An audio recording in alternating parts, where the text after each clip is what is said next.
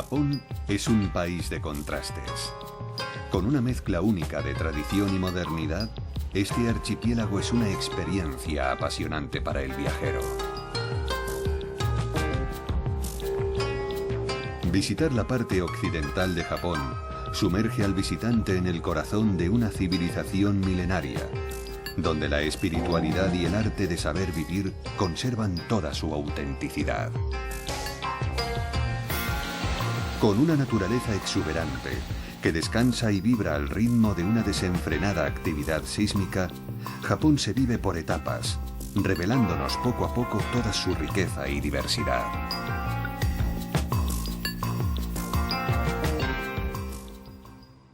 Sabores del oeste eterno de Japón.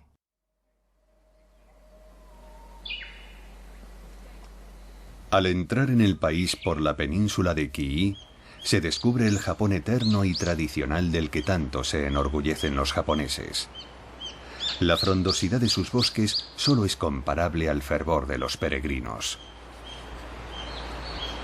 Estos caminos milenarios llevan a la fuente de la espiritualidad, crisol de las antiguas creencias y la adoración a la naturaleza.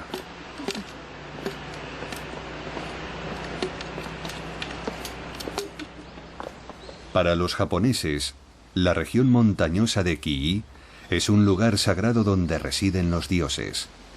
Sus santuarios, dispersos en las montañas, son desde la Edad Media destino de frecuentes peregrinaciones, en principio realizadas únicamente por los nobles. Con el tiempo el peregrinaje se popularizó cada vez más entre el pueblo y los ascetas, pero hoy en día son pocos los que completan el recorrido que conecta los santuarios. El templo de Sansei Gantoji, construido totalmente en madera, guarda una perfecta armonía con su entorno.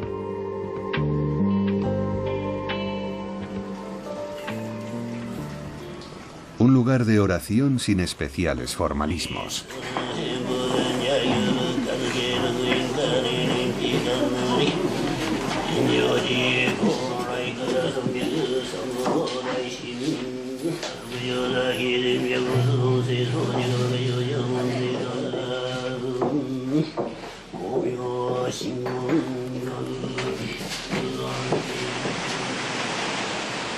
Las cataratas de Nachi, de 133 metros de altura, están entre las más altas de Japón y son consideradas una deidad sintoísta. Los monjes suben 2 veces al año a colgar cintas blancas en la cima para ganarse la bendición divina. Solo ellos están autorizados a acercarse a la cascada.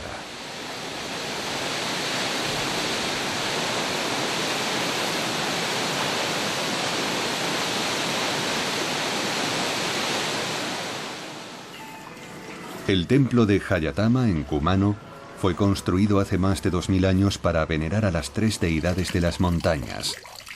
Como en todos los templos sintoístas, antes de entrar hay que purificarse en una fuente de agua.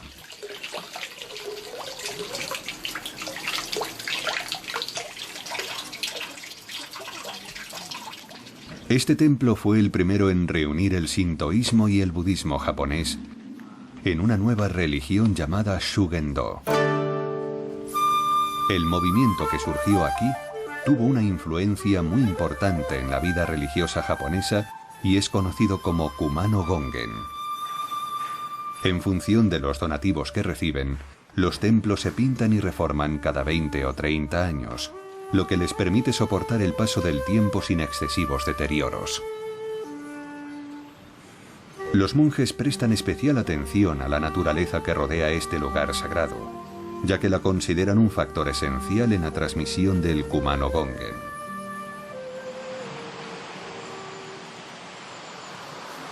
La gente de las ciudades también disfruta visitando esta región. Los albergues tradicionales conocidos como ryokan ofrecen comodidad y tranquilidad en perfecta armonía con el bosque y las montañas. Japón está situado en la confluencia de varias placas tectónicas. Su actividad sísmica genera en la región de Kii abundantes manantiales de agua caliente. El pueblo de Yunomine posee las fuentes termales más antiguas de Japón. Los onsen son baños tradicionales que utilizan estas aguas de virtudes probadas.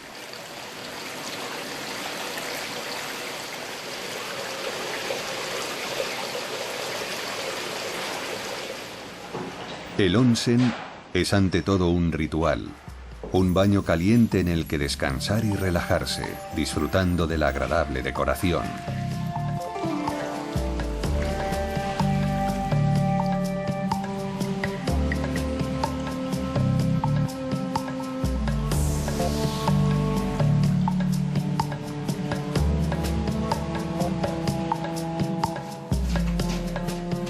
Los ryokan están dirigidos por mujeres, para quienes recibir a cada cliente como un invitado es una cuestión de honor.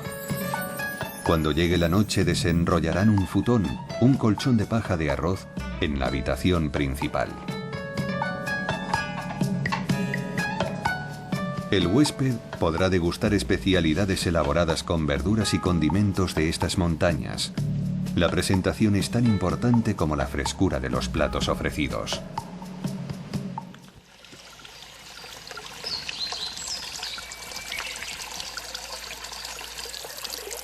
En la Edad Media los peregrinos venían a pie desde Kioto para ascender al monte Koya y visitar el santuario de Kumano.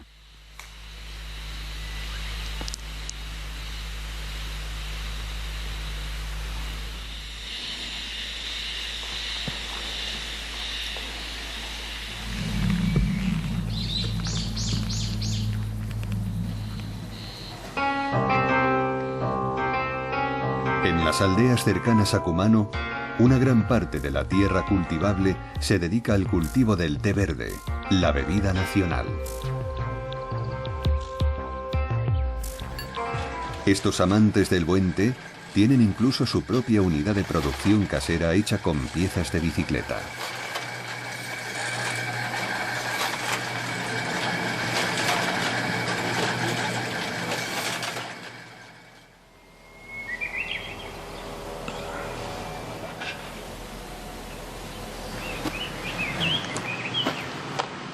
Después de una caminata de varios días, los peregrinos llegan por fin al monte Koya, la montaña sagrada. En este ashram, construido en el siglo XII, se enseñan las disciplinas del Shingon, el budismo esotérico.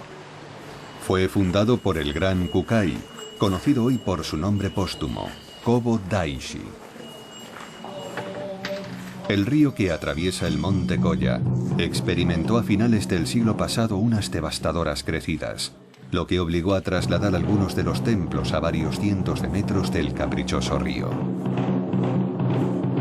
Los techos de paja los hacían muy vulnerables a las flechas incendiadas utilizadas en los enfrentamientos entre los shogun, o señores de la guerra.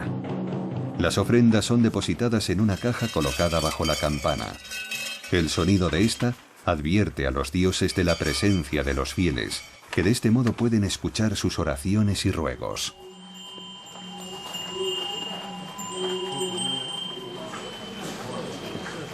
En un ala del templo, los recién casados se preparan para la ceremonia tradicional.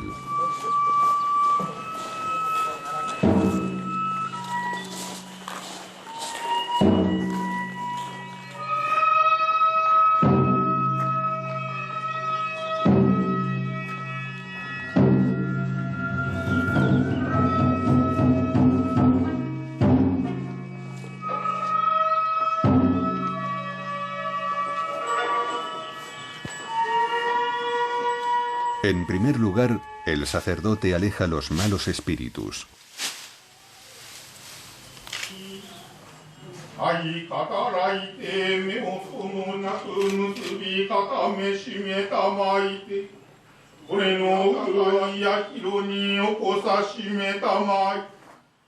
Hoy en día, solo las élites pueden permitirse el lujo de contratar los servicios del templo y financiar los magníficos kimonos.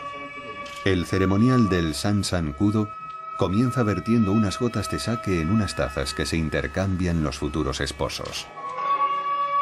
La primera taza representa la gratitud hacia los antepasados. La segunda es la prueba del juramento entre los cónyuges. Y la última es una petición de fertilidad.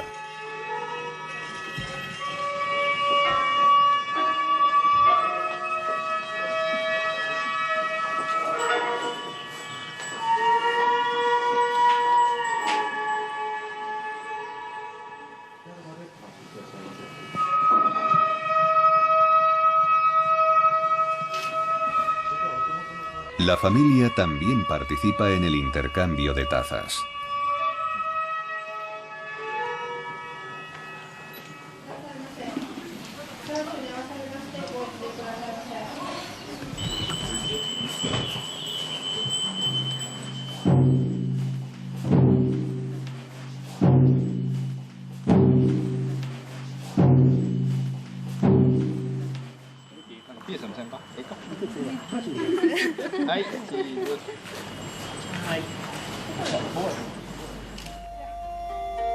El monte Koya, al igual que la península de Kii, está rodeado de una espiritualidad permanente.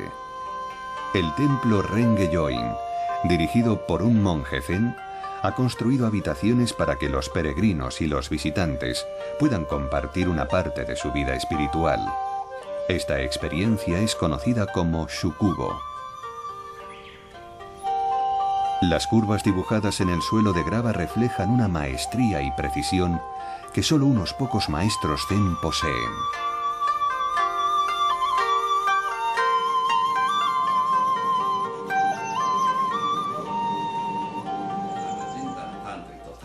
La sala de meditación y oración ocupa el centro del templo. Los monjes inmóviles alternan el canto de mantras con largas meditaciones, a las que pueden asistir los huéspedes del shukubo.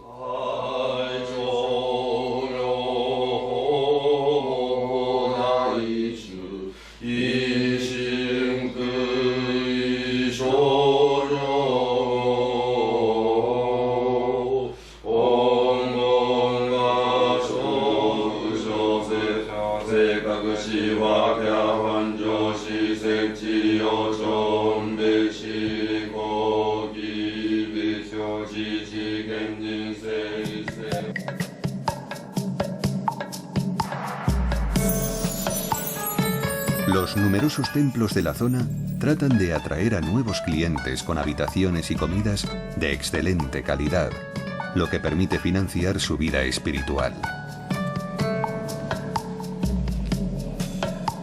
El monte Koya fue escenario de numerosas guerras religiosas. En el siglo XVI, la región contaba con unos 1500 monasterios, habitados por miles de monjes, que quedaron reducidos a tan solo 110, tras los sangrientos enfrentamientos entre los partidarios del Shingon y el budismo. En la actualidad, el monte Koya sigue siendo un dinámico centro del budismo japonés.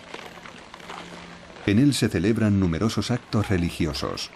Hoy los monjes se dirigen hacia el templo Kondo acompañados de niños, sinónimo de pureza, en una ceremonia por la paz.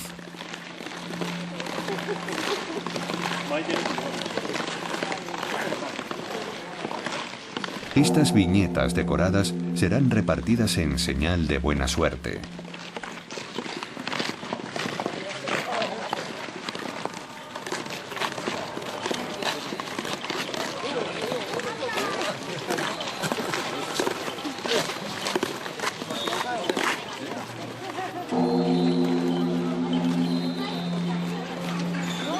Hoy también se celebra el Día de la Madre.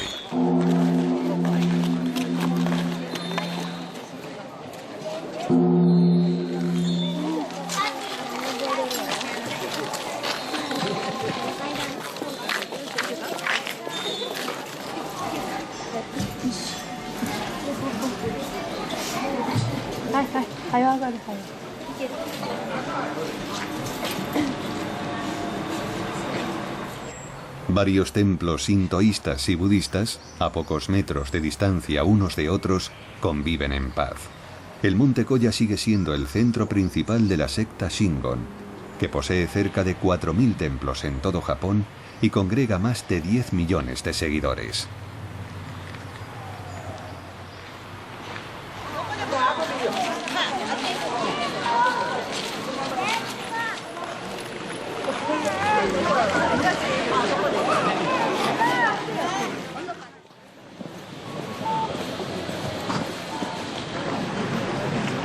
El Okunoin es un vastísimo cementerio enclavado en un bosque de árboles centenarios cuidadosamente mantenido. En sus orígenes fue el lugar donde se enterró el fundador del primer templo del monte Koya, Kobo Daishi. Sin embargo, para sus seguidores no está muerto, sino reposando en su tumba mientras espera la llegada de Miroku, el Buda del futuro. Los monjes le preparan su comida diariamente y se la llevan para que pueda continuar meditando.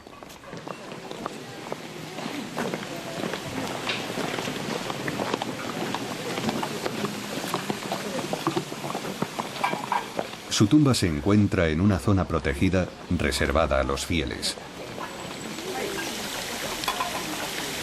Los visitantes echan agua a diferentes representaciones del dios Gizo, el protector de los niños.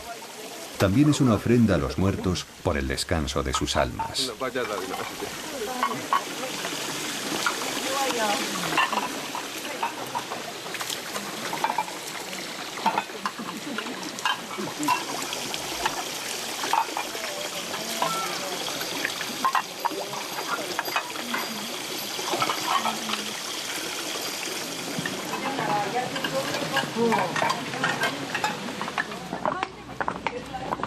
En el siglo XI se extendió entre los nobles la costumbre de dejar cabellos o cenizas de sus seres queridos cerca de la tumba de Kobo Daishi, con la esperanza de que no les olvidara al despertar.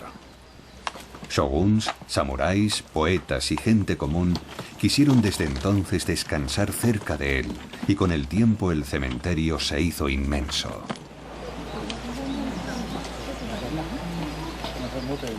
En la parte más antigua, el diámetro y la altura de los árboles dan una idea de la antigüedad de estas sepulturas.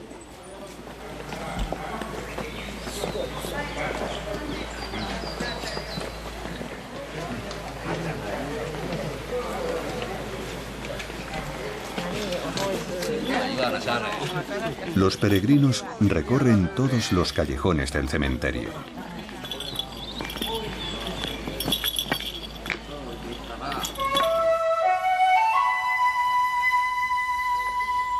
Esta es una de las tumbas más antiguas. Data de 1627.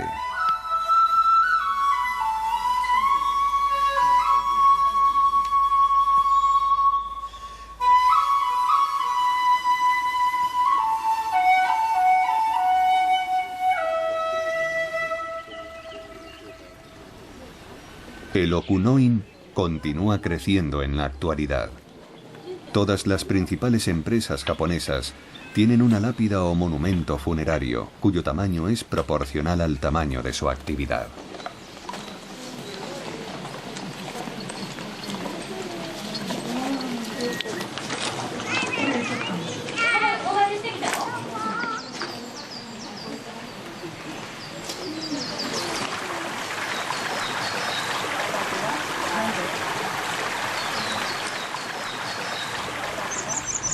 El majestuoso templo de Konbuji es la máxima autoridad entre los templos Shingon del monte Koya, y en él vive su líder espiritual. Desde el siglo XII los sucesores de Kobo Daishi han dirigido los monasterios desde este lugar, que consiguió sobrevivir a las numerosas revueltas.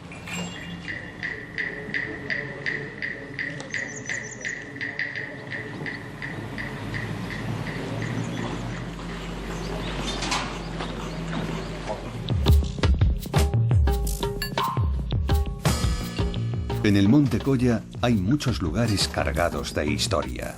Aventurándonos por las colinas, descubrimos estos dos mausoleos, dedicados a señores de la guerra, ricamente decorados en oro, plata y madera. En ellos reina la más absoluta tranquilidad.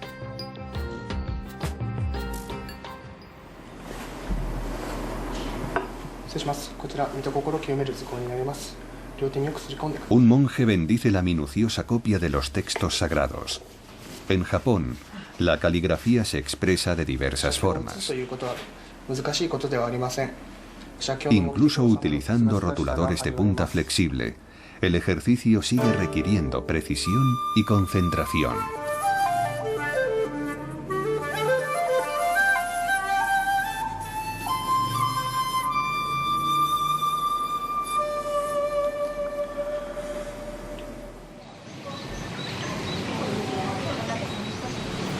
La ciudad de Nara se convirtió en la capital de Japón en el año 710, título que ostentó durante casi 75 años. Finalmente la capital fue trasladada a Kioto.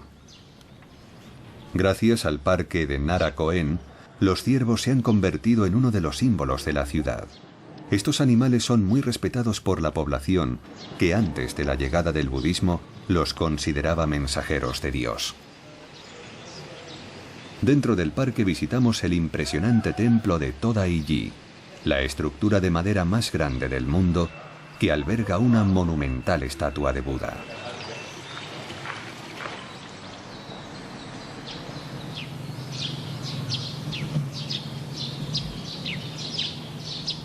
Estos pequeños santuarios, a los que se accede por un camino bordeado de farolillos, son muy apreciados por los ciervos sagrados y por la paz y la tranquilidad que se respira en ellos.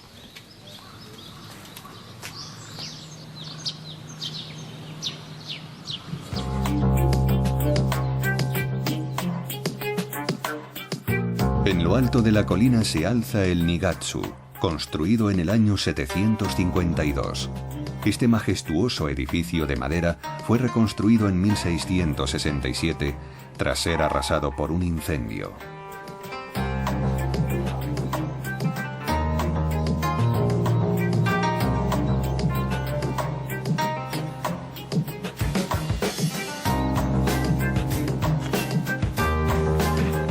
Perfectamente integrado en la naturaleza, el gran santuario Kasuga fue fundado en el siglo VIII por una importante familia.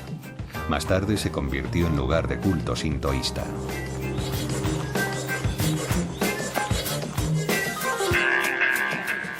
En su construcción se aprecian ideas y conceptos procedentes de la vecina China, presentes en los cimientos de la civilización y la cultura japonesas.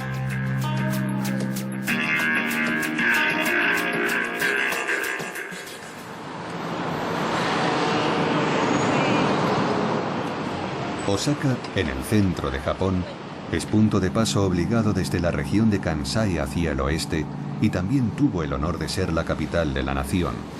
Osaka siempre ha sido un puerto y centro comercial de primer orden. Los ríos Dojima y Tosabori dividen la ciudad en un distrito económico al norte y una zona de ocio al sur. El barco sigue siendo el vehículo ideal para desplazarse por Osaka.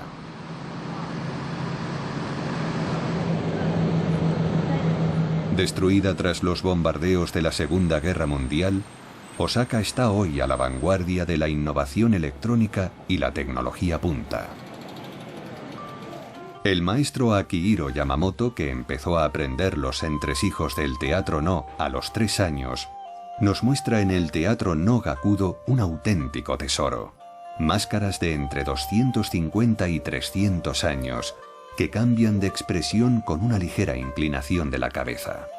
Algunas expresan distintos periodos de la vida de un hombre y otras representan espíritus e incluso al diablo.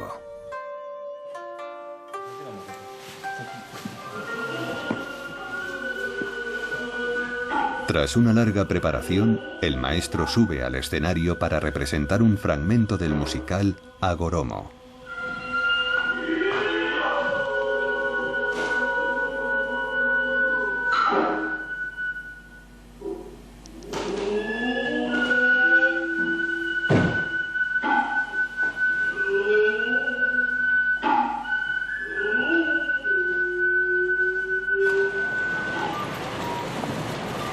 La tradición se topa a pocos pasos del teatro con la modernidad de una ciudad cubierta de publicidad, en la que los jóvenes estudiantes se atreven con todo antes de entrar en el mundo laboral.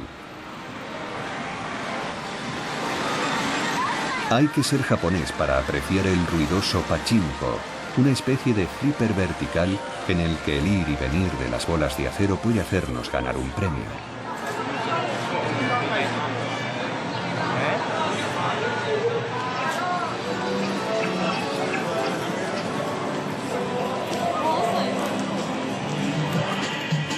El corazón de la ciudad es peatonal. Tratando de desplazar el coche hacia la periferia, los japoneses han desarrollado una importante red de metro y cercanías. El distrito de Dotonbori es todo un espectáculo.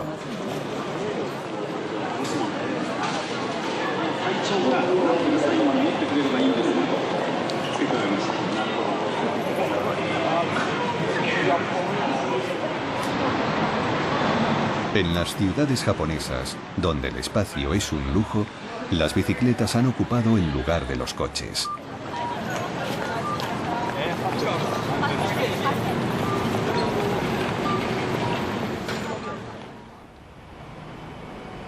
Kioto es la antigua capital más importante de Japón, sobre todo desde un punto de vista sentimental. Ciudad guardiana de la cultura tradicional, ha sido escenario de casi todos los grandes acontecimientos históricos del país. Al igual que Nara, presenta un plano urbano cuadriculado, según el modelo chino de la dinastía Tang. Kioto encarna todo el imaginario occidental sobre Japón, con sus magníficos templos ubicados en cuidados jardines, como el famoso Kodaiji.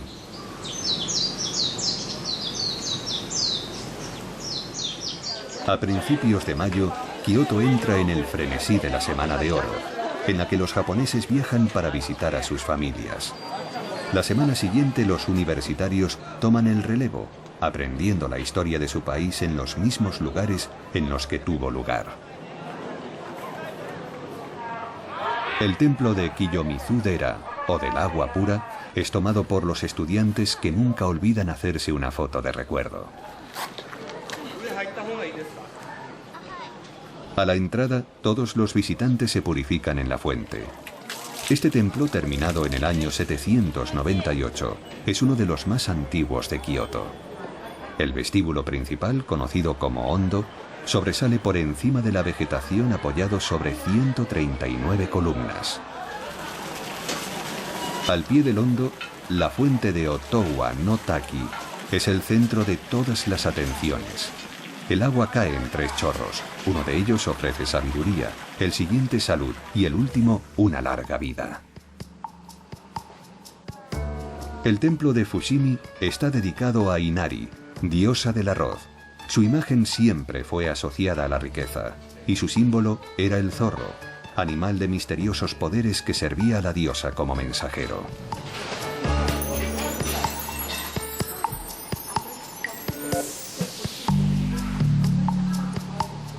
Cientos de torii rojos jalonan el sendero que conduce a la cima de la montaña Inari.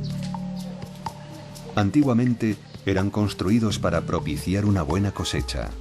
En la actualidad son donados por particulares o empresas en busca de buena fortuna, y además del año de fabricación, llevan el nombre del donante. Hay más de 10.000 a lo largo del sendero.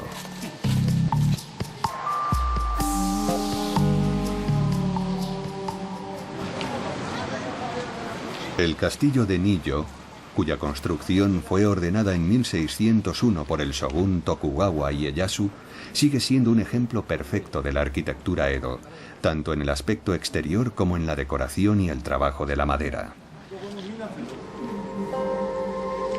Los jardines del castillo son obra de Kobori Ensu, entonces considerado el maestro de la jardinería.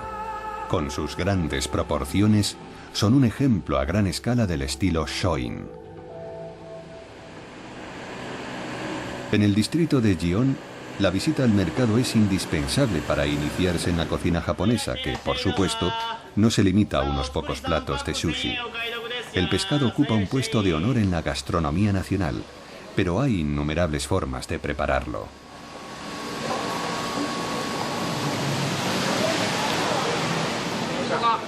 Las verduras, cuya variedad resulta sorprendente, son fundamentales en los denominados platos obanzai, cuyos tiempos de preparación y cocción están a la altura del resultado. Los condimentos, como hongos y algas, son añadidos con gran sutileza, y aunque no suelen ser muy picantes, el contraste entre lo dulce y lo salado puede dar alguna sorpresa a los paladares más novatos.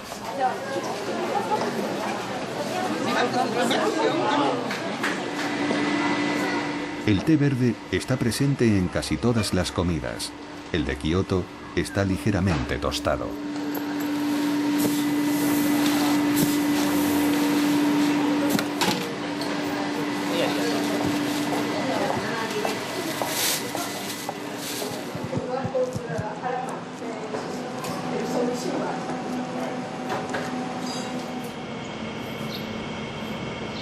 En las estrechas callejuelas de Gion, las casas tradicionales siguen haciendo frente a la presión inmobiliaria.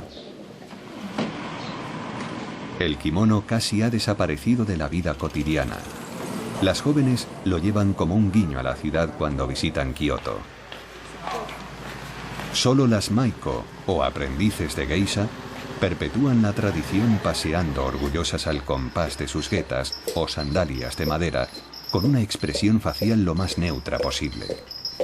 Fumisono ha estudiado las disciplinas necesarias para convertirse en la geisha perfecta: la música, la danza y el arte de servir el té. Cuando termina el primer año de preparación, puedes comenzar a ponerte un auténtico kimono de geisha. Hasta que no transcurre ese primer año de formación, solo puedes llevar un kimono normal.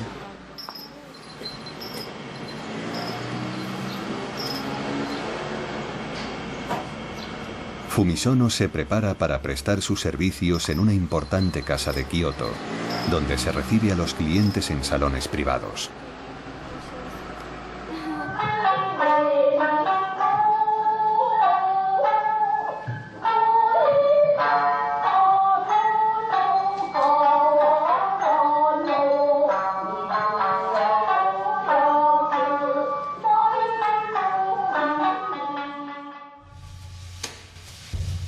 Nos dirigimos hacia el mar de Japón.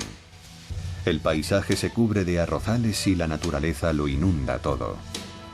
En las montañas, los densos bosques apenas dejan espacio para los pequeños pueblos que se reparten por los estrechos valles.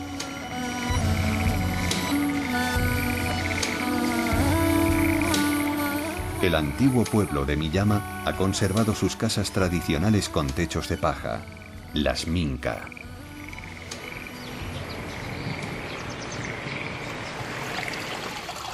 Aquí, el tiempo se ha detenido, lejos del bullicio de las grandes y cercanas ciudades.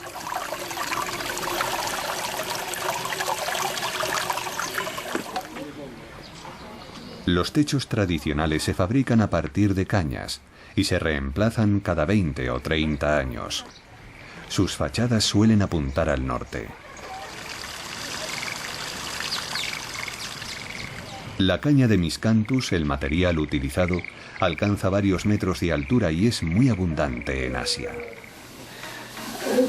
En una de estas construcciones, Hiroyuki Shindo perpetúa un arte antiguo, usando el añil para teñir telas o prendas de vestir. También es el presidente de Kaya, una asociación dedicada a preservar el patrimonio local. El añil se utiliza para teñir desde tiempos inmemoriales. La planta crece en regiones cálidas y húmedas, como el suroeste de Japón, sobre todo en la isla de Okinawa. Hiroyuki es ante todo un artista. Todo su trabajo se realiza con elementos naturales.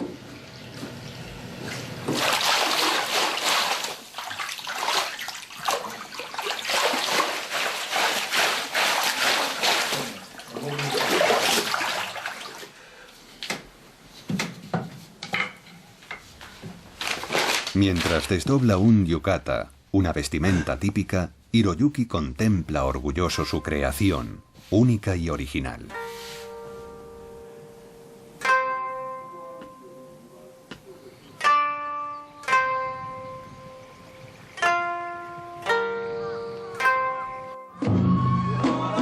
Continuamos nuestro viaje hacia la costa septentrional del mar de Japón y llegamos a Miyazu, en la península de Tango, donde están celebrando el festival de primavera.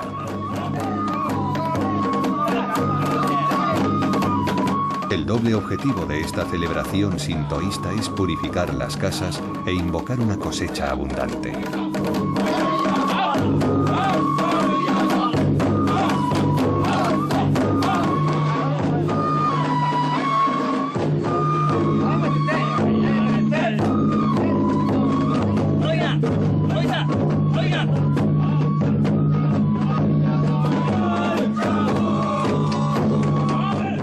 agradecido dueño del hogar que se está purificando felicita a todo el grupo que va de casa en casa.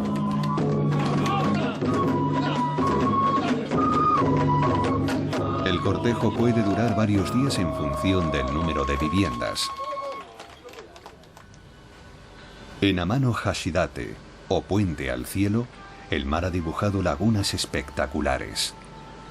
En esta estrecha franja de 3 kilómetros de largo crecen más de 8.000 pinos y algunas de las especies más raras de Japón.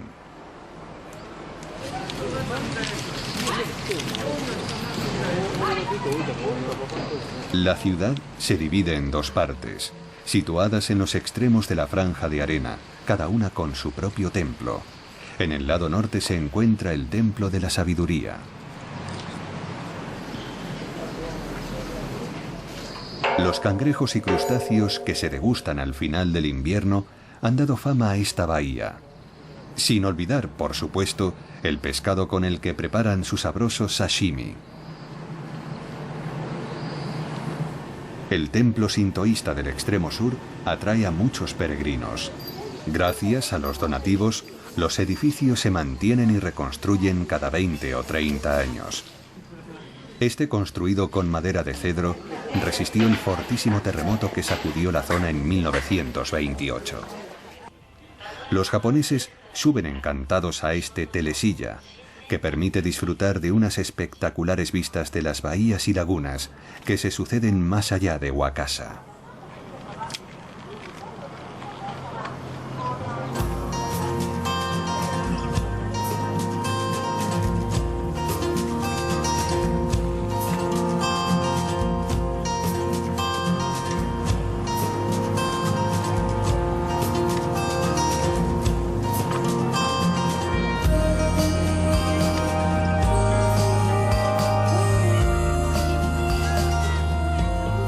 En la península de Tango Hanto, en un marco de gran belleza natural, visitamos el maravillosamente conservado pueblo de Ine.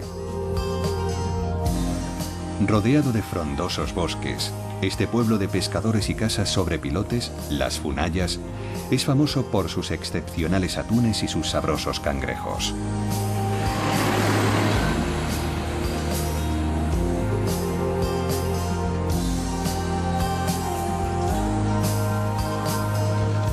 Los barcos están equipados con luces para pescar por la noche. Los habitantes de este paraíso han transformado sus funayas en casas de huéspedes para turistas, pero siguen vigilantes para conservar la tranquilidad de sus vidas y su entorno.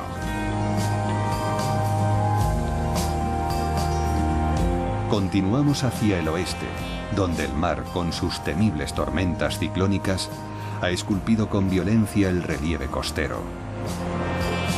De momento hay calma en los campos de arroz, cultivado en Japón desde hace más de 2.500 años. Aunque el arroz ocupa el 40% de las tierras cultivadas, su consumo descendió bruscamente con la invasión de alimentos occidentales.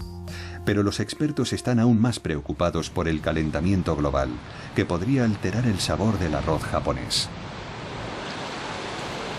En la hermosa playa de Kotoiki-hama, encontramos al señor Uno, el director del Museo de Nakizuna, que está impaciente por mostrarnos algunos de sus secretos.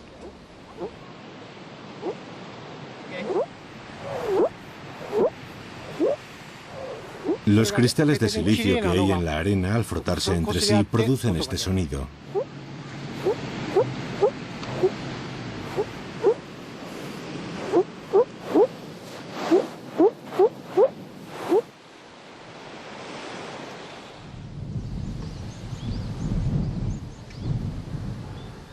En Kinosaki Onsen nos adentramos un poco más en el corazón del Japón tradicional. Famoso por el gran número de onsen, los baños termales de eficacia probada, este pueblo se ha convertido en una ciudad balneario muy apreciada. El río Maruyama da a este lugar una gran fuerza simbólica. Fueron los poetas y artistas de principios del siglo pasado quienes contribuyeron a la fama de estos onsen. En la estación, las getas a disposición del visitante marcan la pauta a seguir, que es ir de un baño a otro. En estas aguas termales al aire libre, los pies descansan después de un largo paseo.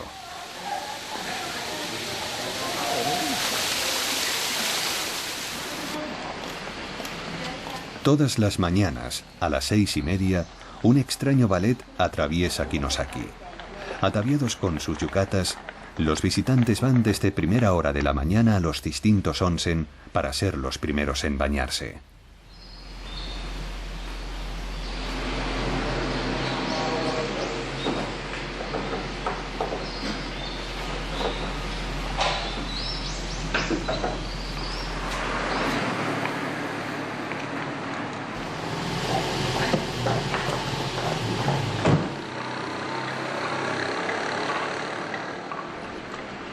Esta pasión se da en todas las edades. El objetivo es ir al mayor número posible de onsen en un mismo día. Estar entre los primeros permite disfrutar de los baños con tranquilidad, si uno es capaz de soportar un agua muy caliente, cuya temperatura supera en ocasiones los 50 grados centígrados.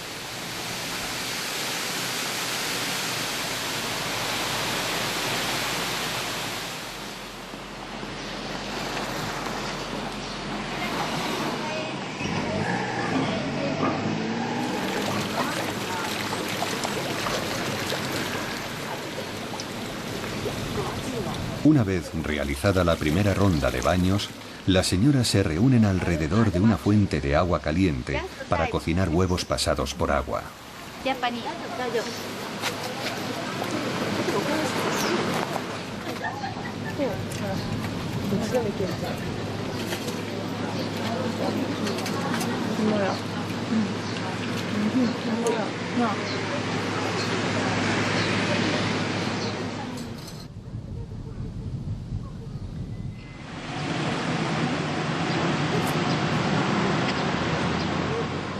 Siguiendo nuestro recorrido hacia el sur, llegamos a Hiroshima, junto al mar de Iyo.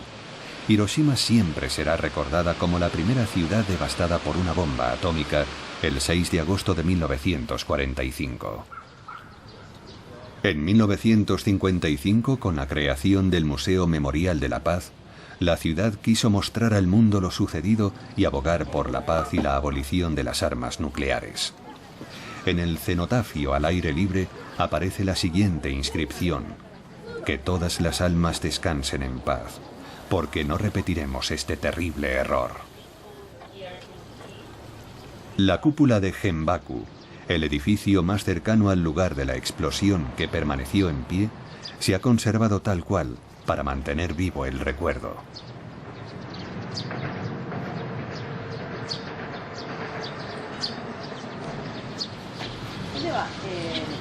Junto al monumento a los niños por la paz, grupos de estudiantes depositan diariamente los orizuru, las tradicionales grullas de papel, en memoria de Sadako. Una niña que murió a los 12 años enferma de leucemia como consecuencia de la radiación e inició con estas grullas simbólicas de papel el movimiento de los niños por la paz. Los hibakusha, los supervivientes del bombardeo, cuentan sus vivencias conscientes del deber de recordar para que nada de aquello vuelva a suceder.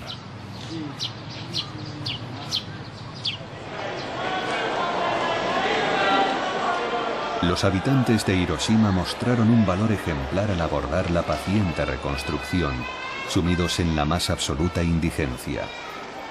Hoy son más de 1 millón y han convertido a su ciudad en un importante centro económico de la región de Chugoku.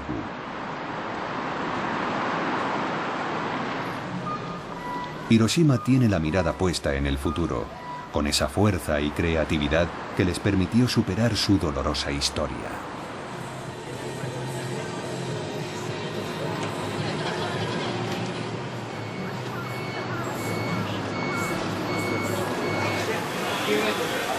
Entre sus muchas especialidades culinarias, la más importante es el okonomiyaki. Estas tortas de arroz se cocinan delante de los clientes sobre unas enormes planchas, añadiendo verduras, huevos o mariscos, a gusto del consumidor. El toque final consiste en dejar ambos lados tostados y crujientes.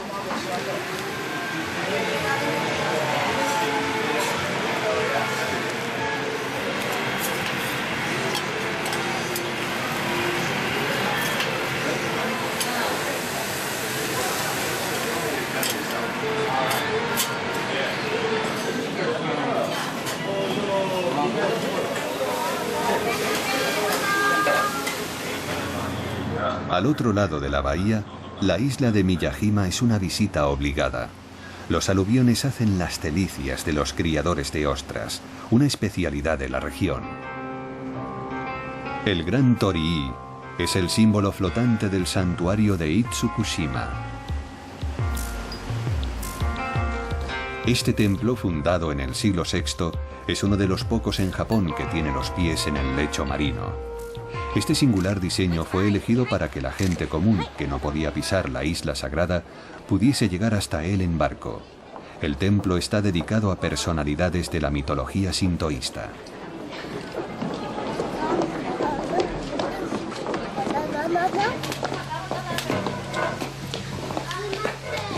Un empinado camino que serpentea entre representaciones de Buda nos conduce al Daisho-in, la residencia principal de los monjes de la escuela Aomuro.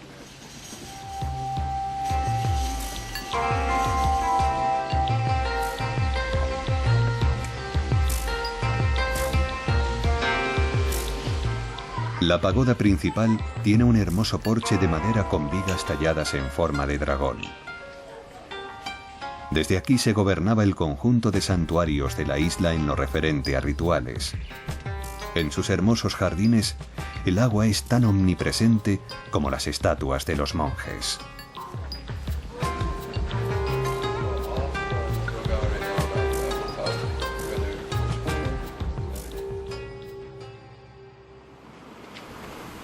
Kyushu es la última gran isla del archipiélago, la más occidental para los japoneses y la más meridional. Una región rural donde los campos de trigo se alternan con los de arroz y donde el clima es más cálido y húmedo. Kumamoto, una de las principales ciudades de la isla, guarda un perfecto equilibrio entre modernidad e historia.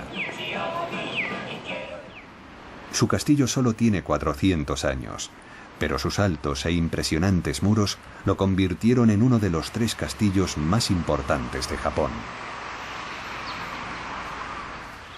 En las laderas de los volcanes de la isla crecen espectaculares plantaciones de té verde.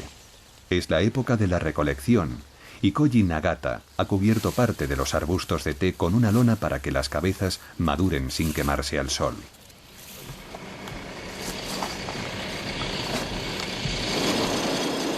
La víspera ha llovido mucho y Koji, que cultiva la variedad Tamari Okucha, no quiere cometer ningún error. Solo recogerá los brotes de la parte superior.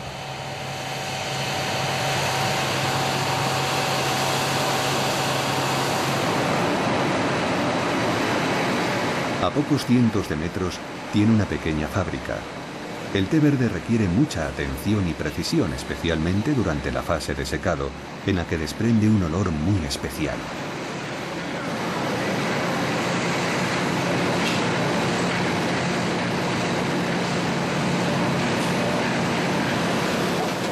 El pequeño tamaño de su explotación le permite trabajar de modo artesanal, sin utilizar casi pesticidas ni otros productos químicos. Lejos del sofisticado ceremonial de Kioto, Miho, que ayuda a su esposo en el campo, nos invita a degustar su té.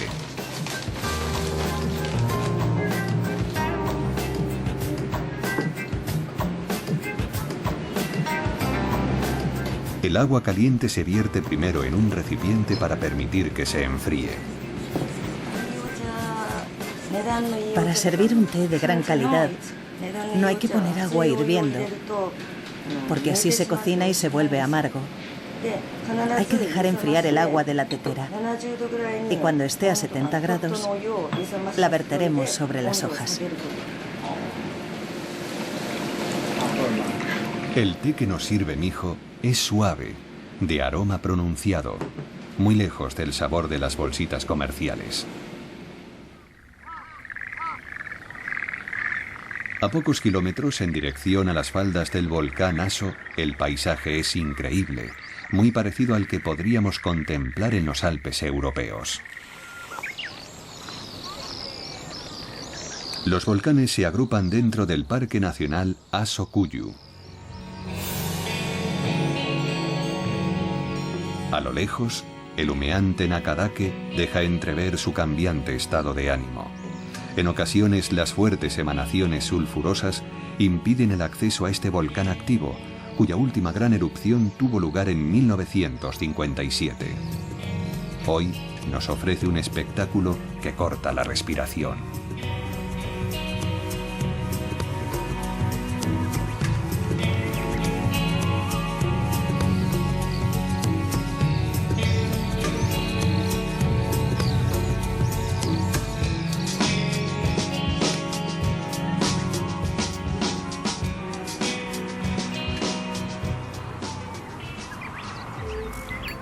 En el volcán dormido de Komezuka concluye nuestro viaje por el oeste de Japón, cuya vibrante naturaleza y armoniosa forma de vida nunca dejan de seducirnos.